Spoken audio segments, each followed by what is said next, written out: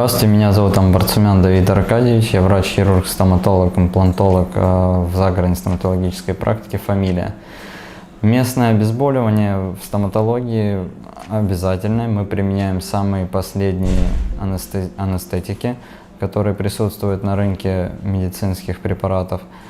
В нашей клинике используются анестетики ортикаинового ряда, если интересует конкретные названия. Также мы применяем в скором времени и будем применять общее обезболивание и седация.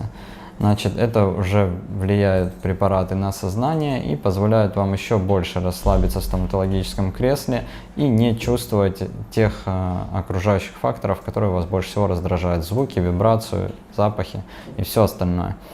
На базовом уровне местная анестезия покрывает полный болевой спектр, и все наши стоматологические услуги, проводимые в кресле, они проводятся под местным обезболиванием, это в начальном уровне, и вы не чувствуете боли, и все проходит довольно гладко и хорошо.